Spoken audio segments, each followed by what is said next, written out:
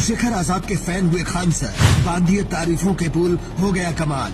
अब मनुवादियों के दिल पर चलेंगी छुरियां। शिक्षा के क्षेत्र में क्रांति लाने के बाद सरकारी अस्पतालों के मुंह पर तमाचा मारने वाले और प्राइवेट अस्पताल मालिकों की खटिया खड़ी करने वाले खान सर ने चंद्रशेखर आजाद की तारीफों के ऐसे पुल बांध दिए हैं कि मनुवादियों को नींद नहीं आएगी, क्योंकि पटना वाले खान सर तो चंद्रशेखर आजाद के फैन निकले। आपको पता है कि खान सर अपनी सच्चाई और बेबाकी के लिए जाने जाते हैं। वो जो बोलते हैं वो लगभग हर मौके पर सही साबित हुआ है। तो अगर उन्होंने चंद्रशेखर आजाद के बारे में कुछ कहा है तो जाहिर है भीम आर्मी चीफ की ख्याति दूर तक जा रही है। तो पहले सुनिए चंद्रशेखर आजाद के लिए खान सर ने क्या कहा है, उसके बाद आपको सबूतों के साथ समझाएंगे कि वो आजाद समाज पार्टी के मुखिया के दीवाने क्यों हो गए हैं। चंद्रशेखर, हाँ, नगीना के सांसद ना, उत्तर प्रदेश में है एक जगह नगीना, वहाँ के सांसद चंद्रशेखर रावण लिखते ना, चंद्रशेखर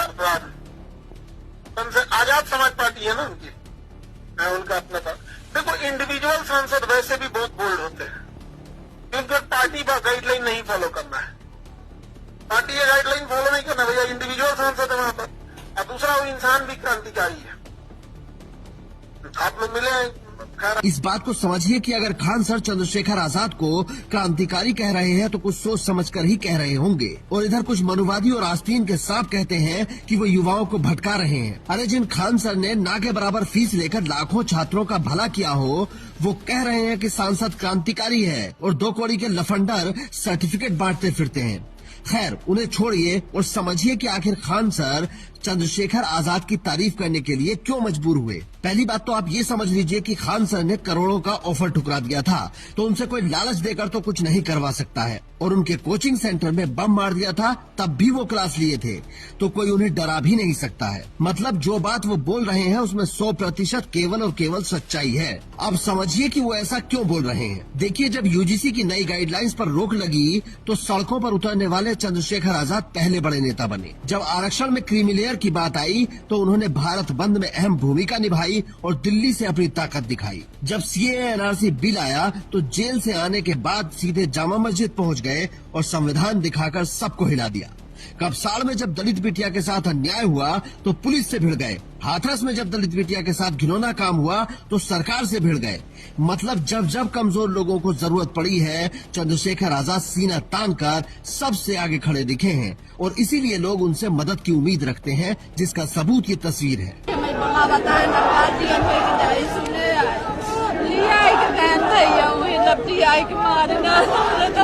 उनके ससुराल वालों ने मार दिया? नहीं, 2 लोग हमसे मार रहे हैं। गाँव में मारा? हाँ, एकदम बिटिया हमारे सामने खड़ी। मानो सब दिखाई दे रहे, 2 जने को क्या पका जमाया डाल। चुप हो जाओ पहले, चुप हो जाओ, चुप हो जाओ, चुप हो जाओ पहले चुप हो जाओ। मानो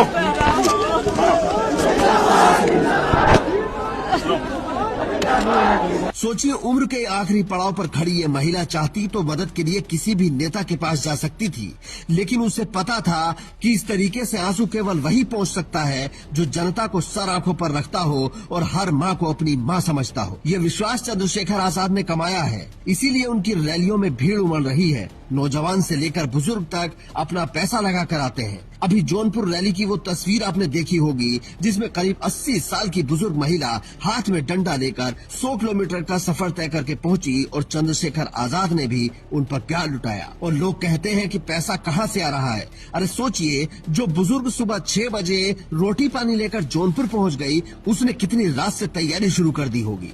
जिस दिन आपको ये समझ आ जाएगा उस दिन आप भी जनता के मन में घर करने लग जाओगे।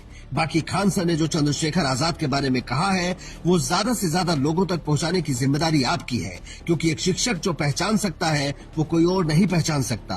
तो अगर उत्तर प्रदेश में एक क्रांतिकारी नेता है जिसे पटना में बैठकर खान सर तराशता हुआ देख रहे हैं, तो आपकी भी जिम्मेदारी बनती है कि उसके बारे में दूसरों तक ये जानकारी पहुँचाएं। इसीलिए स्टोरी को जमकर शेयर कीजिए और खान सर के बारे में 2 शब्द कमेंट बॉक्स में जरूर लिखिए। Bureau report, India news.